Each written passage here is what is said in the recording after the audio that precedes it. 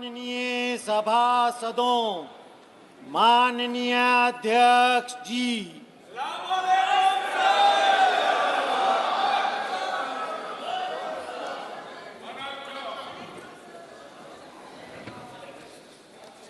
माननीय सदस्यगण,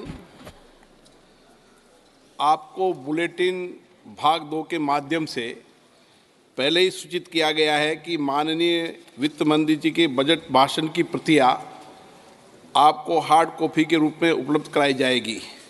अतः बजट प्रस्तुत हो जाने के पश्चात माननीय सदस्य बजट भाषण की प्रति प्रकाशन काउंटर से प्राप्त कर सकते हैं। आपको ये भी सूचित किया जाता है कि माननीय मंत्री द्वारा बजट प्रस्तुत किए जाने के पश्चात उसे मेंबर पोर्टल पर भी उपलब्ध करा दिया जाएगा। माननीय वित्त मंत्री जी।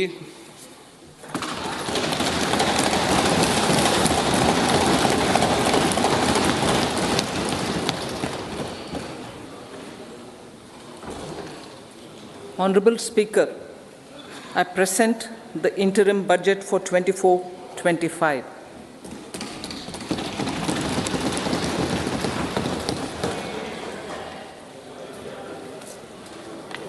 The Indian economy has witnessed profound positive transformation in the last 10 years. The people of India are looking ahead to the future with hope and optimism. With the blessings of the people, when our government, under the visionary and dynamic leadership of Honorable Prime Minister Shri Narendra Modi, assumed office in 2014, the country was facing enormous challenges. With Sabka Saath, Sabka Vikas as its mantra, the government overcame those challenges in right earnest. Structural reforms were undertaken. Pro-people programs were formulated and implemented promptly. Conditions were created for more opportunities for employment and entrepreneurship. The economy got a new vigor. The fruits of development started reaching the people at scale. The country got a new sense of purpose and hope. Naturally, the people blessed the government with a bigger mandate. In the second term, our government, under the leadership of Honorable Prime Minister, doubled down on its responsibilities to build a prosperous country with comprehensive development of all people and all regions. Our government strengthened its mantra to Sabka Saath, Sabka Vikas and Sabka Vishwas. Our development philosophy covered all elements of inclusivity, namely social inclusivity through coverage of all strata of the society, and geographical inclusivity through development of all regions of the country.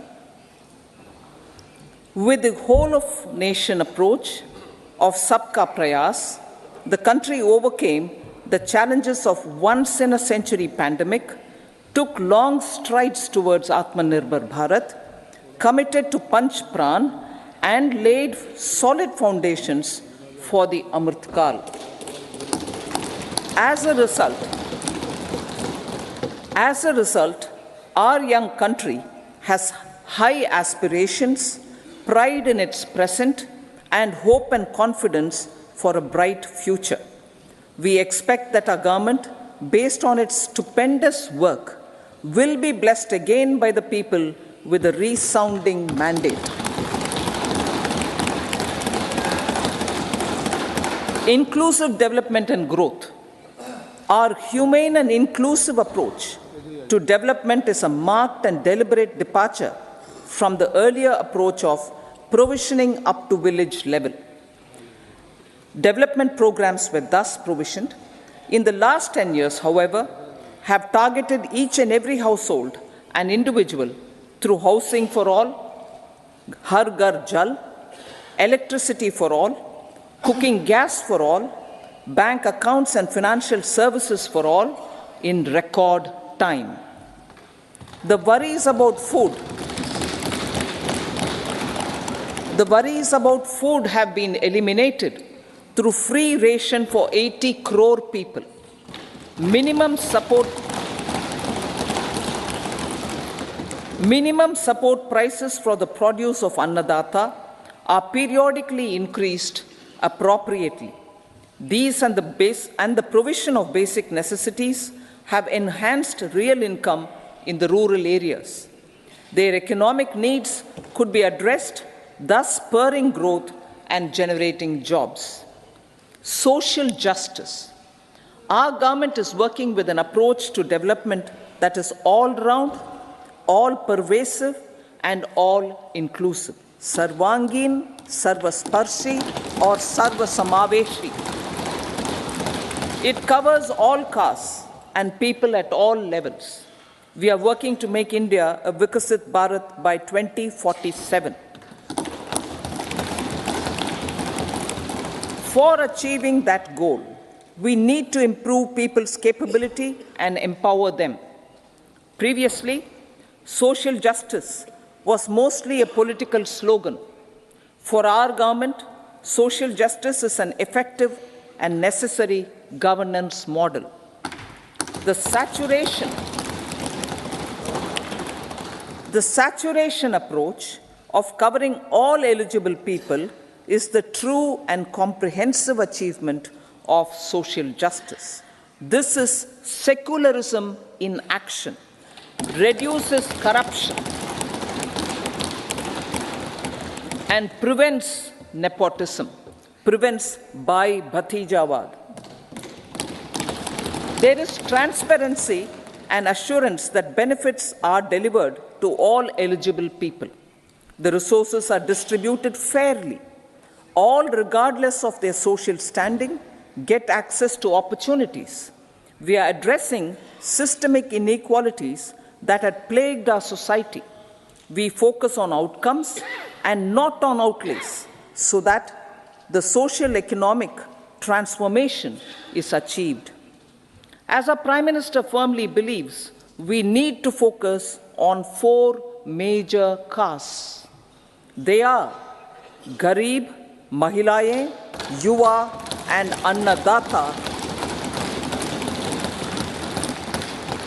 Their needs, their aspirations, and their welfare are our highest priority.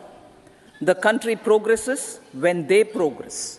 All 4 require and receive government support in their quest to better their lives. Their empowerment and well-being will drive the country forward. Garib Kalyan, Desh Ka Kalyan.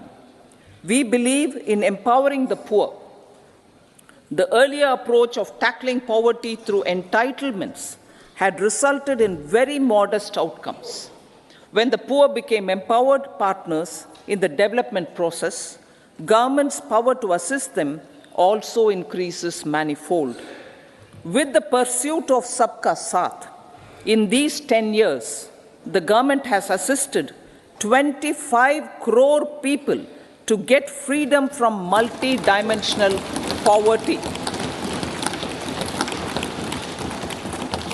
Our government's efforts are now getting synergized with energy and passion of such empowered people. This is truly elevating them from poverty. Direct benefit transfer of 34 lakh crore rupees from the government using PM Jan Dhan accounts has led to savings of 2.7 lakh crores of rupees for the government. This savings has been realized through avoidance of leakages prevalent earlier.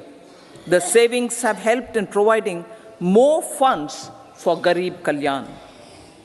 PM Swanidhi has provided credit assistance to 78 lakh street vendors. From that total of 78 lakh street vendors, 2.3 lakh have received credit for the 3rd time. PM Janman Yojana reaches out to the particularly vulnerable tribal groups who have remained outside the realm of development so far. PM Vishwakarma Yojana provides end-to-end support to artisans, and craftspeople engaged in 18 trades. The schemes for empowerment of Divyangs and transgender persons reflect firm resolve of our government to leave no one behind. Farmers are our Annadata. Every year under PM Kisan Samman Welfare of Annadata. Direct financial assistance are our Annadata. Every year under PM Kisan Samman Yojana, direct financial assistance is provided to 11.8 crore farmers, is given to 4 crore farmers, including marginal and small farmers. Crop insurance is given to 4 crore farmers under PM Fasal Bima Yojana. In producing food for the country. These, and for besides the several other programs, are assisting Annadata in producing food for the country and for the world. 61 mandis. Electronic National Agricultural Market has integrated 1,361 mandis and is providing services to 1.8 crore farmers. The sector is poised for inclusive, balanced, higher growth and productivity. These are facilitated from farmer-centric policies, income support, coverage of risks through price and insurance support, promotion of technologies and innovations through startups. Empowering the Amrit PD, the Yuva. Our prosperity depends on adequately equipping and empowering the youth. The National Education Policy 2020 is ushering the transformational reforms. PM Schools for Rising India, PM Shri, are delivering quality teaching and nurturing holistic and well-rounded individuals. The Skill India mission has trained 1.4 crore youth, upskilled and reskilled 54 lakh youth, and established 3,000 new ITIs.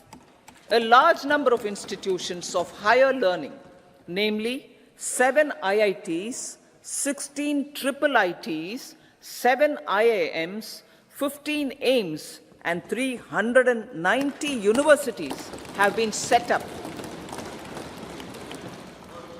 PM Mudra Yojana has sanctioned 43 crore loans aggregating to 22.5 lakh crores of rupees for entrepreneurial aspirations of our youth.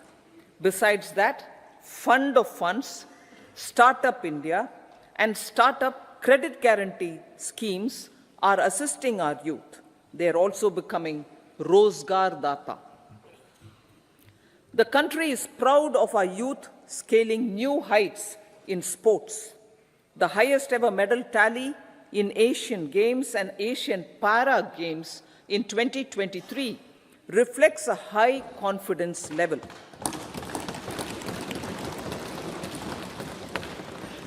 Chess prodigy and our #1 ranked player Pragnananda put up a stiff fight against the reigning world champion Magnus Carlsen in 2023. Today, India has over 80 chess grandmasters compared to little over 20 in 2010. Momentum for Nari Shakti.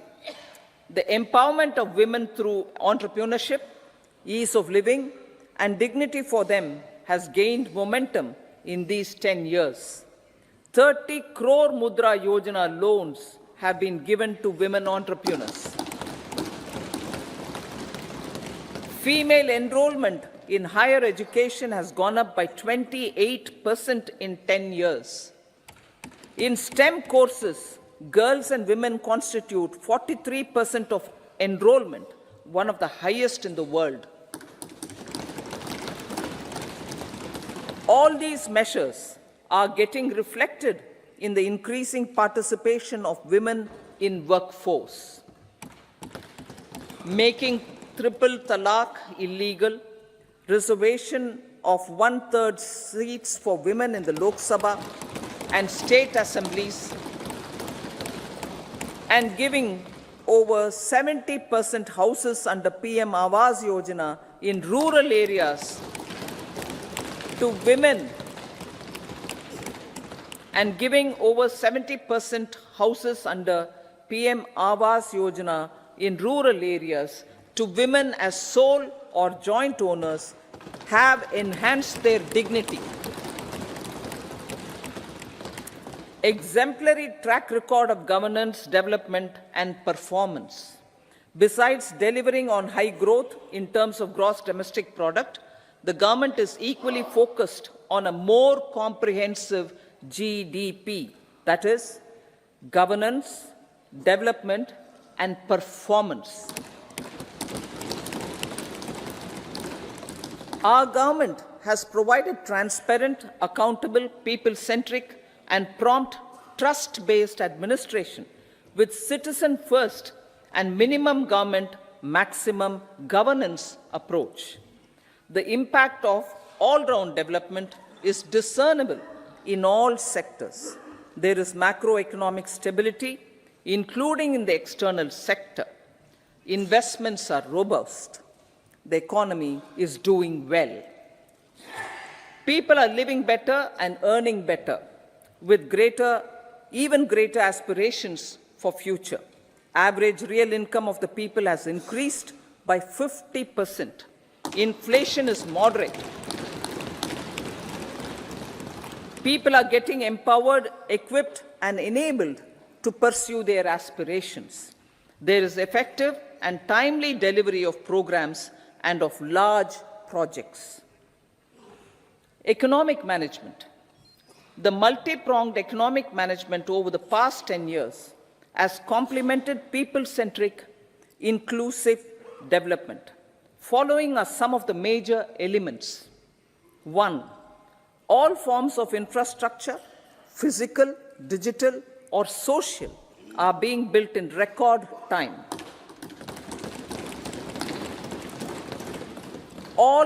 Number 2, all parts of the country are becoming active participants in economic growth. Number 3, digital public infrastructure, a new factor of production as if in the 21st century, is instrumental in formalization of the economy. Number 4, goods and services tax has enabled one nation, one market, one tax. Tax reforms have led to deepening and widening of tax base. Number 5, strengthening of the financial sector has helped in making savings, credit, and investments more efficient. Number 6, GIFT, IFSC, and the Unified Regulatory Authority, IFSCA, are creating a robust gateway for global capital and financial services for the economy. Number 7, proactive inflation management has helped keep inflation within the policy band. Now, the global context, Honorable Speaker, sir. Geopolitically, global affairs are becoming more complex and challenging with wars and conflicts. Globalization is being redefined with reshoring and friendshoring, disruption and fragmentation of supply chains, and competition for critical minerals and technologies. A new world order is emerging after the COVID pandemic. India assumed the G20 presidency during very difficult times for the world. The global economy was going through high inflation, high interest rates, low growth, very high public debt, low trade growth, and climate changes. The pandemic has led to a crisis of food, fertilizer, fuel, and finances for the world, while India successfully navigated its way. The country showed the way forward and built consensus on solutions for those global problems. The recently announced India-Middle East-Europe economic corridor is a strategic and economic game changer for India and others. In the words of Honorable Prime Minister, the corridor, and I quote, will become the basis of world trade for hundreds of years to come and history will remember that this corridor was initiated on Indian soil. Unquote. Vision for Vikasit Bharat. Our vision for Vikasit Bharat is that of prosperous Bharat in harmony with nature, with modern infrastructure, and providing opportunities for all citizens and all regions to reach their potential. With confidence arising from strong and exemplary track record of performance and progress, earning Sabka Vishwas, the next 5 years will be years of unprecedented development and golden moments to realize the dream of developed India by 2047. The trinity of demography, democracy, and diversity backed by Sabka Prayas has the potential to fulfill aspirations of every Indian.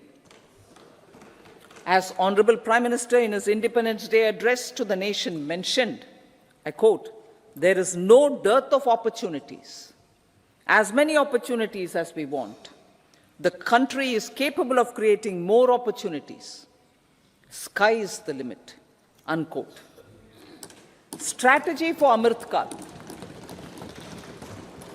Our government will adopt economic policies that foster and sustain growth, facilitate inclusive and sustainable development, improve productivity, create opportunities for all, help them enhance their capabilities, and contribute to generation of resources to power investments and fulfill aspirations. Guided by the principle, reform, perform, and transform, the government will take up next generation reforms and build consensus with the states and stakeholders for effective implementation. It is an important policy priority for our government to ensure timely and adequate finances, relevant technologies, and appropriate training for the micro, small, and medium enterprises, MSMEs, to grow and also compete globally. Orienting the regulatory environment to facilitate their growth will be an important element of this policy mix. Aligning with the Panchamrit goals, our government will facilitate sustaining high and more resource-efficient economic growth. This will work towards energy security in terms of availability, accessibility, and affordability. For meeting the investment needs, our government will prepare the financial sector in terms of size, capacity, skills, and regulatory framework. Aspirational Districts Program. Our government stands ready to assist the states in faster development of aspirational districts and blocks, including generation of ample economic opportunities. Development of the East. Our government will pay utmost attention to make the eastern region and its people a powerful driver of India's growth. PM Awas Yojana Gramin. Despite the challenges due to COVID, implementation of PM Awas Yojana Gramin continued, and we are close to achieving the target of 3 crore houses. 2 crore more houses will be taken up in the next 5 years to meet the requirement arising from increase in the number of families. Rooftop solarization and Muft Bijli. Through rooftop solarization, 1 crore households will be enabled to obtain up to 300 units free electricity every month. This scheme follows the resolve of Honorable Prime Minister on the historic day of consecration of Sri Ram Mandir in Ayodhya. Following benefits are expected. savings up to 15 to 18,000 rupees annually for households from free solar electricity and selling the surplus to the distribution companies. Charging of electric vehicles. Entrepreneurship opportunities for a large number of vendors for supply and installation. Employment opportunities for the youth with technical skills in manufacturing, installation, and maintenance. Housing for middle class. Our government will launch a scheme to help deserving sections of the middle class, and I quote from Honorable Prime Minister's words, living in rented houses or slums or chawls and unauthorized colonies, unquote, to buy or build their own houses.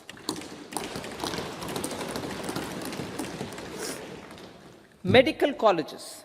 Several youth are ambitious to get qualified as doctors. They aim to serve our people through improved healthcare services. Our government plans to set up more medical colleges by utilizing the existing hospital infrastructure under various departments. A committee for this purpose will be set up to examine the issues and make relevant recommendations. Cervical cancer vaccination. Our government will encourage vaccination for girls in the age group of 9 to 14 years for prevention of cervical cancer. Maternal and child health care. Various schemes for maternal and child care will be brought under one comprehensive program for synergy in implementation. Upgradation of Anganwadi centers under Saksham Anganwadi and Poshan 2.0 will be expedited for improved nutrition delivery, early childhood care and development. The newly designed You-Win platform for managing immunization and intensified efforts of Mission Indradhanush will be rolled out expeditiously throughout the country. Ayushman Bharat. Healthcare cover under Ayushman Bharat scheme will be extended to all ASHA workers, to all Anganwadi workers and helpers. Agriculture and food processing. The efforts of value addition in agriculture sector and boosting farmers' incomes will be stepped up. Pradhan Mantri Kisan Sampada Yojana has benefited 38 lakh farmers and generated 10 lakh employment. Pradhan Mantri Formalization of Micro Food Processing Enterprises Yojana has assisted 2.4 lakh SHGs and 60,000 individuals with credit linkages. Other schemes are complementing the efforts for reducing post-harvest losses and improving productivity and incomes. For ensuring faster growth of the sector, our government will further promote private and public investment in post-harvest activities, including aggregation, modern storage, efficient supply chains, primary and secondary processing and marketing and branding. Nano DAP. After the successful adoption of nano urea, application of nano DAP on various crops will be expanded in all agroclimatic zones. Atmanirbhar Oil Seeds Abhiyan. Building on the initiative announced in 2022, a strategy will be formulated to achieve Atmanirbharta for oil seeds such as mustard, groundnut, sesame, soya bean, and sunflower. This will cover research for high-yielding varieties, widespread adoption of modern farming techniques, market linkages, procurement, value addition, and crop insurance. Dairy development. A comprehensive program for supporting dairy farmers will be formulated. Efforts are already on to control foot and mouth disease. India is the world's largest milk producer with India is the world's largest milk producer, but with low productivity of milch animals. The program will be built on the success of existing schemes such as Rashtriya Gokul Mission, National Livestock Mission, and infrastructure development funds for dairy processing and animal husbandry. Matsya Sampada. It was our government which set up a separate department for fisheries, realizing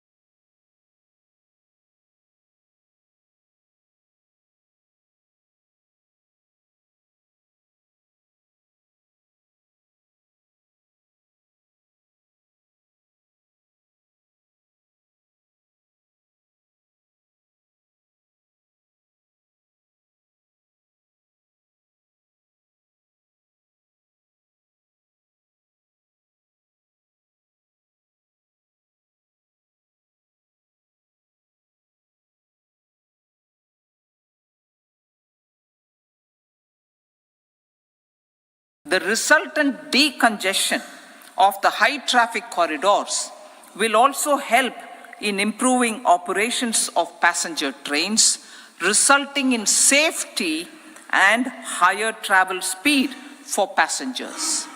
Together with dedicated freight corridors, these three economic corridor programs will accelerate our GDP growth and reduce logistic costs.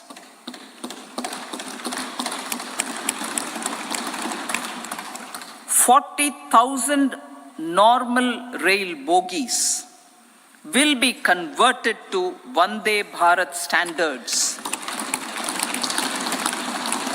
to enhance safety, convenience, and comfort of passengers. Aviation sector. The aviation sector has been galvanized in the past 10 years. Number of airports have doubled to 149.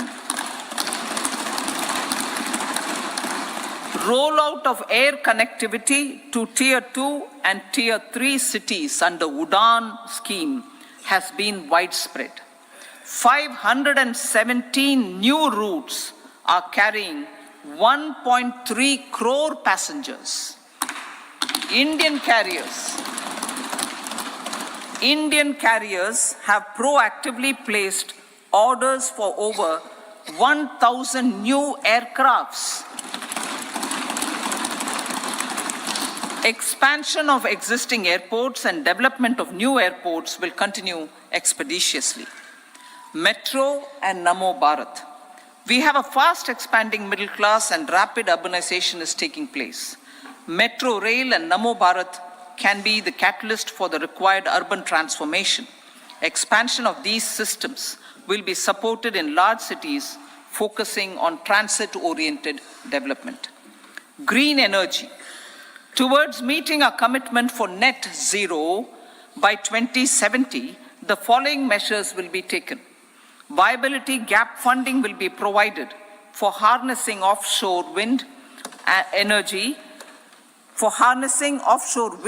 potential for initial capacity of 1 gigawatt. Coal gasification and liquefaction capacity of 100 metric tons will be set up by 2030. This will also help in reducing imports of natural gas, methanol, and ammonia. Phased mandatory blending of compressed biogas in compressed natural gas for transport and piped natural gas for domestic purposes will be mandated. Financial assistance will be provided for procurement of biomass aggregation machinery to support collection. Electric vehicle ecosystem. Our government will expand this and strengthen the e-vehicle ecosystem by supporting manufacturing and charging infrastructure. Greater adoption of e-buses for public transport networks will be encouraged through payment security mechanism. Biomanufacturing and biofoundry.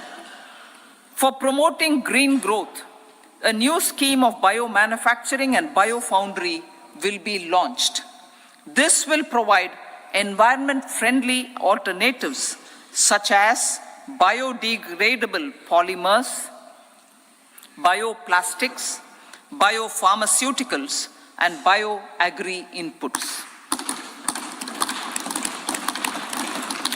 This scheme will also help in transforming today's consumptive manufacturing paradigm to the one based on regenerative principles.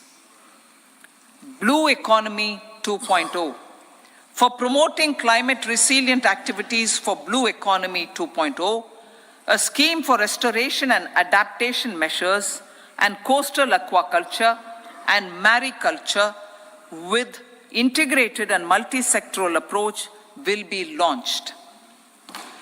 Comprehensive development of tourist centers.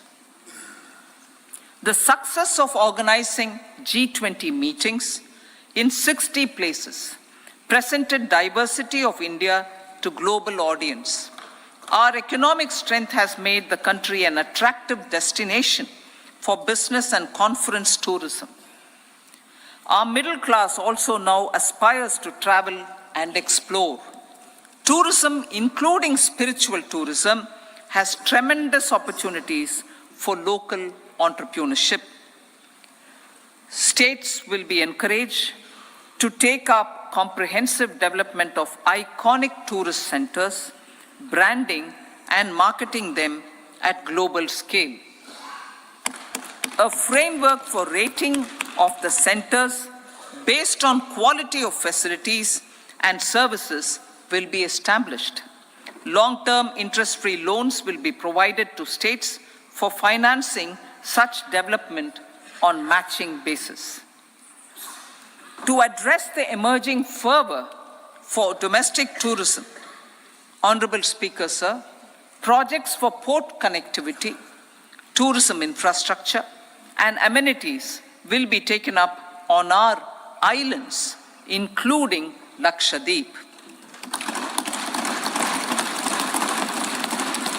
This will help in generating employment also. Promoting investments. The FDI inflow during 2014 to 23 was $596 billion US, marking a golden era. That is twice the inflow during 2005 to 14. For encouraging sustained foreign investment, we are negotiating bilateral investment treaties with our foreign partners in the spirit of First Develop India. FDI is First Develop India. Reforms in the states for Vikasit Bharat. Many growth and development enabling reforms are needed in the states for realizing the vision of Vikasit Bharat. A provision of 75,000 crore rupees as 50-year interest-free loan is proposed this year to support those milestone-linked reforms by the state governments. Societal changes. The government will form a high-powered committee for an extensive consideration of the challenges arising from fast population growth and demographic changes. The committee will be mandated to make recommendations for addressing these challenges comprehensively in relation to the goal of Vikasit Bharat. Amrit Kal as Kartavya Kal. Our government stands committed to strengthening and expanding the economy with high growth and to create conditions for people to realize their aspirations. Honorable Prime Minister in his Independence Day address to the nation in the 75th year of our Republic said, and I quote, "We commit ourselves to national development with new inspirations, new consciousness, new resolutions as the country opens up immense possibilities and opportunities. It is our Kartavya Kal." Unquote. Every challenge of the pre-2014 era was overcome through our economic management and our governance. These have placed the country on a resolute path of sustained high growth. This has been possible through right policies, true intentions, and appropriate decisions. In the full budget in July, Honorable Speaker, our government will present a detailed roadmap for our pursuit of Vikasit Bharat.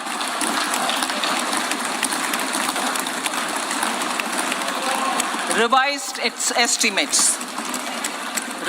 estimates of 2023-24. The revised estimate of the total receipts other than borrowings is 27.56 lakh crores of rupees, of which the tax receipts are 23.24 lakh crore rupees. The revised estimate of total expenditure is 44.90 lakh crore rupees. The revenue receipts at 30.03 lakh crore rupees are expected to be higher than the budget estimate, reflecting strong growth momentum and formalization in the economy. The revised estimate of the fiscal deficit is 5.8% of GDP, improving on the budget estimate, notwithstanding moderation in the nominal growth estimates. Budget estimates for 2024-25. Coming to the year 2024-25, the total receipts other than borrowings and total expenditure are estimated at 30.80 and 47.66 lakh crore rupees respectively.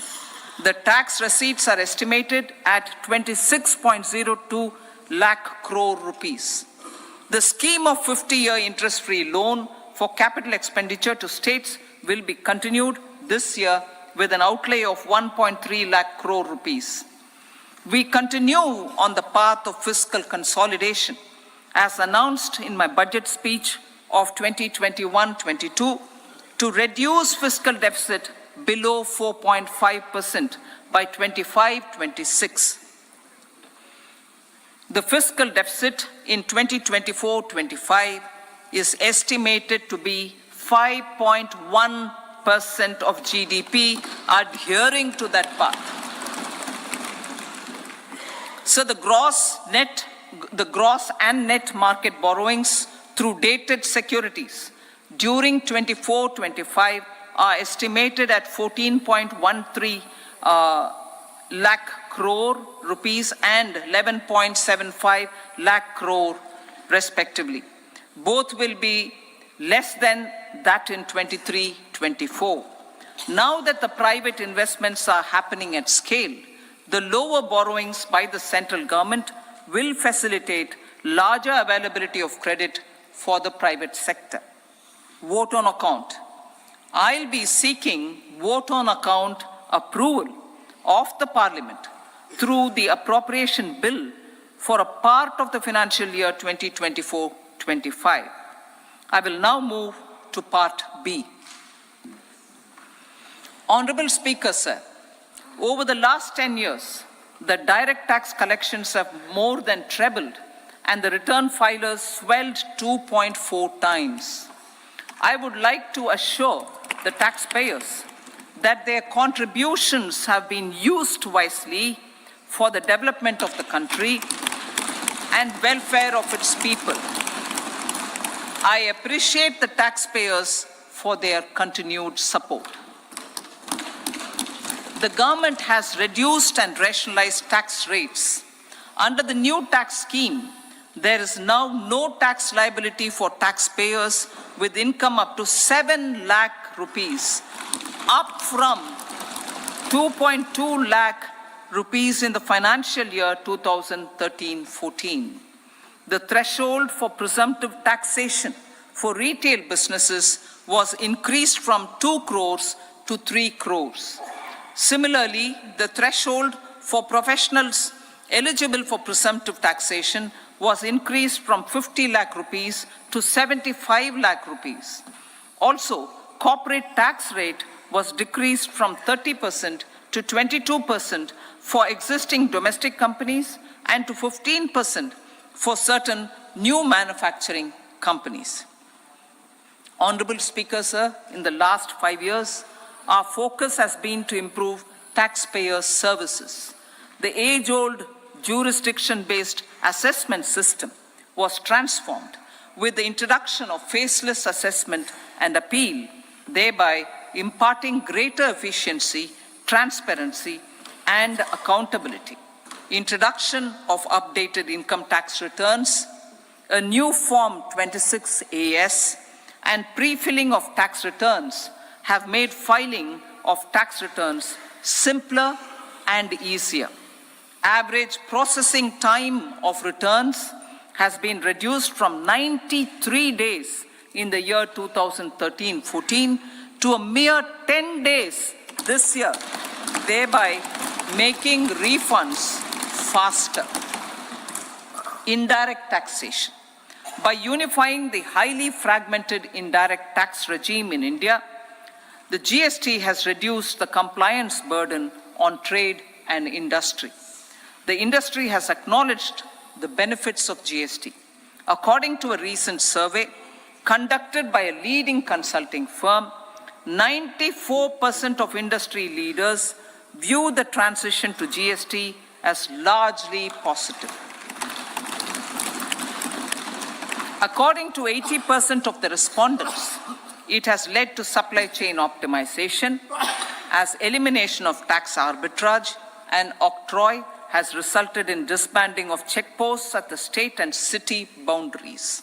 At the same time, tax base of GST more than doubled, and the average monthly gross GST collection has almost doubled to 1.66 lakh crores this year. States too have benefited. States' SGST revenue, including compensation released to states in the post-GST period of 2017-18 to 2022-23, has achieved a buoyancy of 1.22. In contrast, the tax buoyancy of state revenues from subsumed taxes in the pre-GST four-year period of 2012-13 to 2015-16 was a mere 0.72. The biggest beneficiaries are consumers, as reduction in logistic cost and taxes have brought down prices of most goods and services. We have taken a number of steps in customs to facilitate international trade. As a result, the import release time declined by 47% to 71 hours at inland container depots, by 28% to 44 hours at air cargo complexes, and by 27% to 85 hours at seaports over the last 4 years since 2019, when the national time release studies were first started. Tax proposals. As for tax proposals, in keeping with the convention, I do not propose to make any changes relating to taxation and propose to retain the same tax rates for direct and indirect taxes, including import duties. However, certain tax benefits to startups and investments made by sovereign wealth or pension funds, as also tax exemption on certain income of some IFSC units, are expiring on 31/3/2024. To provide continuity in taxation, I propose to extend the date to 31/3/2025. Moreover, in line with our government's vision to improve ease of living and ease of doing business, I wish to make an announcement to improve taxpayer services. There are a large number of petty, non-verified, non-reconciled, or disputed direct tax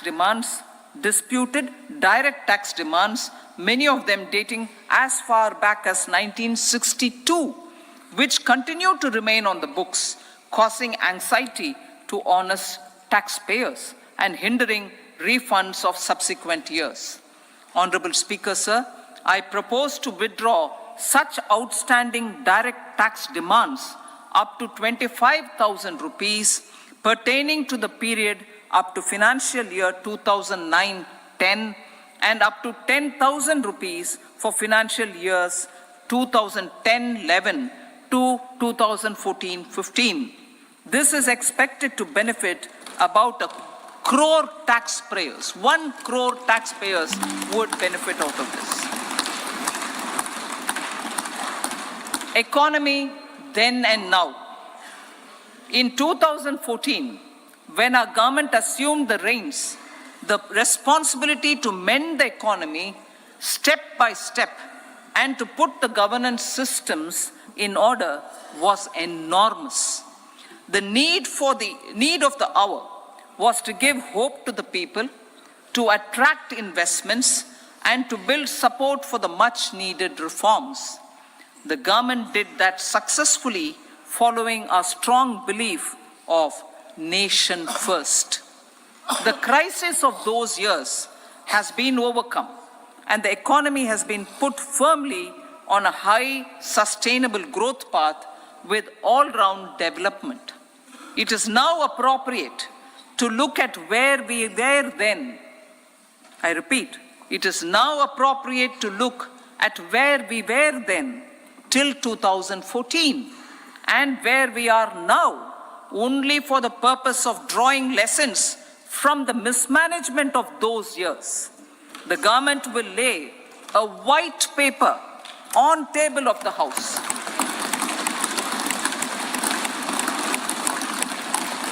The exemplary track record of governance, development and performance, effective delivery and Jan Kalyan has given the government trust, confidence and blessings of the people to realize whatever it takes, the goal of Vikasit Bharat with good intentions, true dedication and hard work in the coming years and decades.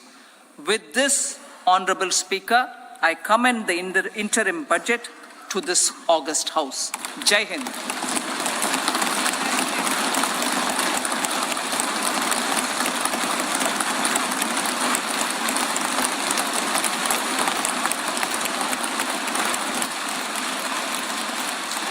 Item number 2 Shrimati Nirmala Sitharaman ji.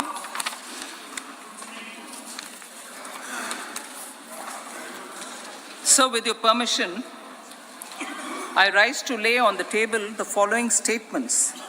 Under Section 3(1) of the Fiscal Responsibility and Budget Management Act 2003, Medium-Term Fiscal Policy cum Fiscal Policy Strategy Statement and Macroeconomic Framework Statement. Item number 3, Srimati Nirmala Sitharaman ji. Sir, with your permission, I rise to move for leave to introduce the Finance Bill 2024. प्रश्न ये है कि विधेयक को पुनर्स्थापित करने की अनुमति प्रदान की जाए। जो सदस्य इसके पक्ष में हाँ कहें, जो सदस्य विरोध में ना कहें। मेरे विचार में निर्णय हाँ वालों के पक्ष हुआ, हाँ वालों के पक्ष हुआ। माननीय मंत्री जी विधेयक को पुनर्स्थापित करें। Sir, I introduce the bill. सभा की कार्रवाई शुक्रवार दिनांक 2 फरवरी 2024 को प्राप्त 11 बजे तक के लिए स्थगित की जाती है।